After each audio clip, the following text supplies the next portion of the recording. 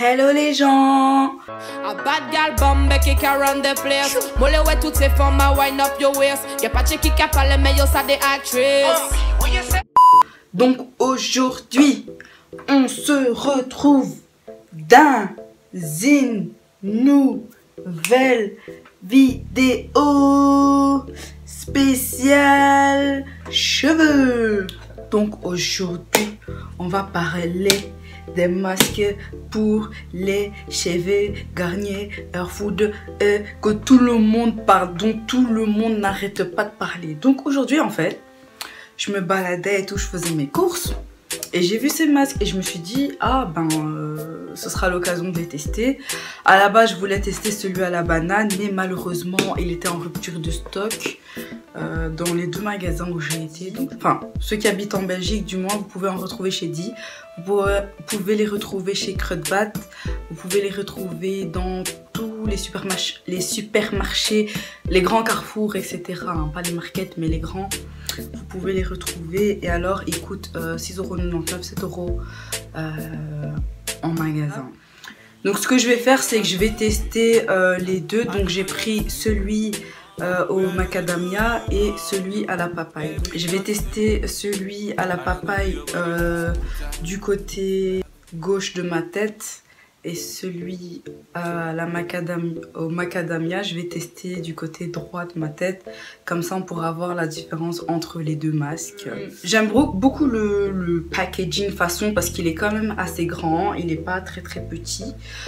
Bon, il est selon, c'est que tout le monde dit, il est à 98% naturel, sans parabènes, sans silicone, sans colorant artificiel et il est vegan.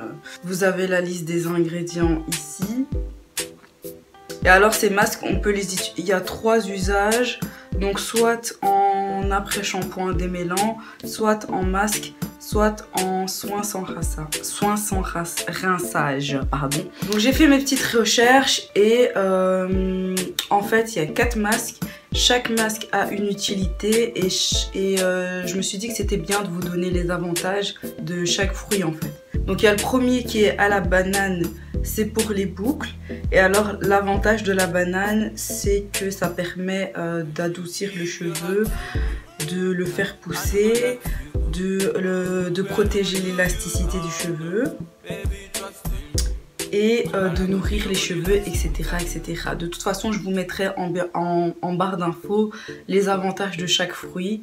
Mais là, je vous les cite vite fait, comme ça, vous voyez plus ou moins qu'est-ce qui vous intéresse un petit peu plus. Voilà, il y a le second qui est celui au macadamia et c'est pour les cheveux secs. Et alors, le macadamia permet d'hydrater la fibre capillaire. Ensuite le troisième c'est celui à la papaye, c'est pour les cheveux cassants et abîmés.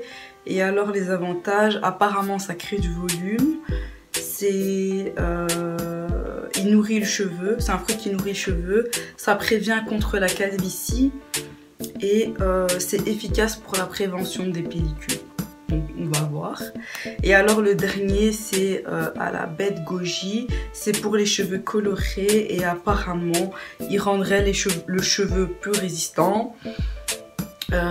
Il permettrait de pouvoir retrouver une couleur éclatante et un cheveu un petit peu plus revitalisé en fait. Voilà, donc moi pour mon test, je vais juger le démêlage, je vais juger si c'est un masque qui nourrit bien le cheveu ou si mes cheveux sont encore secs après, si il me donne du volume et s'il définit les boucles ou s'il définit le cheveu. Donc on va tester ces 4 aspects là.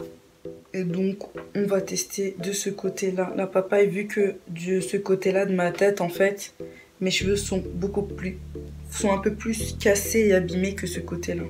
Et comme celui à la papaye c'est pour les cheveux abîmés, ben on va tester celui à la papaye du côté gauche. Donc je vais un peu remouiller mes cheveux du coup, enfin humidifier.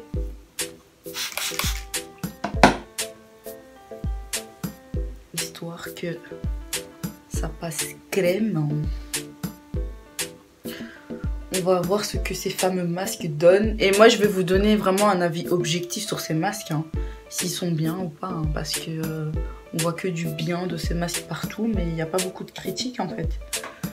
Et comme moi je les ai payés de ma poche, ce n'est pas un partenariat, hein, on va voir si les masques là sont efficaces. Donc voilà, bon, j'ai démêlé un peu.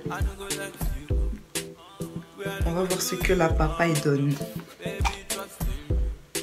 Alors au niveau de l'odeur, ça sent hyper bon la papaye. C'est des masques qui sont assez forts quand même en odeur. Et alors ça a une texture crème. Donc on va appliquer. Voilà, prendre derrière.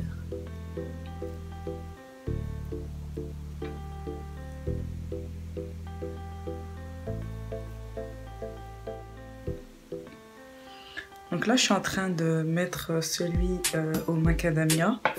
J'ai remarqué que la consistance, elle était un petit peu plus épaisse que celui à la papaye. Mais le démêlage, il est genre 2 fois mieux avec celui au macadamia que celui à la papaye. Donc je sais pas si c'est mes cheveux ou quoi, mais ça se fait tout seul en fait. Donc je sais pas si vous voyez la différence. Bah après, les cheveux de ce côté-là sont plus lisses que de ce côté-là. Et un peu plus long aussi de ce côté-là que de l'autre côté, mais on voit direct la différence en fait. Regardez, bim, je relâche, et là, par rapport à ce côté, il y a une différence, hein. Donc là, je viens juste de terminer d'appliquer les 2 masques bien partout sur toute ma chevelure. Et alors, ce que je peux déjà dire, c'est que les deux sont quand même des très bons démêlants. Maintenant, j'ai eu l'impression que celui au macadamia démêle mieux les cheveux que celui à la papaye. Ça, c'est mon impression. Comme vous pouvez le voir, je sais pas si vous allez remarquer, mais ce côté-là est un petit peu plus gonflé que ce côté-là. Et j'ai l'impression que ici, mes cheveux sont beaucoup plus définis. Niveau boucle, là, on voit un peu. J'ai l'impression que là c'est beaucoup plus défini et mes cheveux sont beaucoup plus détendus en fait que ce côté là où il y a un petit peu plus de scrinkage et de la définition mais un peu moins en fait. Voilà, donc là j'ai été rincer mes cheveux. Je dirais que le côté macadamia est un petit peu plus doux que le côté papaye, mais le côté papaye est tout aussi bien en fait. Le côté macadamia est un petit peu plus doux. J'ai l'impression...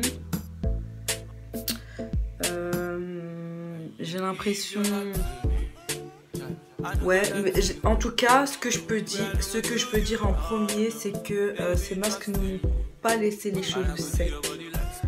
Pas du tout. J'ai quand même beaucoup aimé. Plus celui au macadamia que celui à la papaye. Le seul truc que j'aurais peut-être à rajouter sur ces masques, c'est que, bon certes, on nous vend ça comme quelque chose de vegan, de bio, de 98% naturel, sans parabènes et tout machin. Mais il faut pas oublier que dans toutes ces industries-là, de base, on toujours quand même utiliser des produits chimiques. Comme il y a une espèce de mode du... ouais, je veux des produits bio, je veux des produits sans parabènes, sans silicone, etc. Entre guillemets, une mode où maintenant les gens font attention à ce qu'ils mettent dans leurs produits. Ben, ils ont pu profiter de cette mode-là pour pouvoir sortir des masques et surfer sur la tendance. Mais il ne faut pas oublier que, certes, il n'y aura peut-être pas de parabènes ou pas de silicone ou je ne sais pas quoi, mais peut-être que ces produits seront remplacés par d'autres produits où il y aura des dérivés de pétrole, etc. Donc il faut quand même se méfier et bien lire la composition de ces produits-là. Maintenant, en dehors de cet aspect ingrédients et tout ça, j'ai pas de choses négatives à dire en fait sur ces produits-là. Franchement, je les aime beaucoup. Donc voilà les filles et les garçons, j'espère que cette vidéo vous aura plu. Voilà, en tout cas moi j'essaie de donner mon avis personnel et non faussé et correct de ce que je pensais en tout cas sur ces produits-là. Si cette vidéo vous a plu, mettez des pouces vers le haut. Si cette vidéo ne vous a pas plu, mettez des pouces vers le haut. N'hésitez pas à vous abonner à ma chaîne et à la prochaine.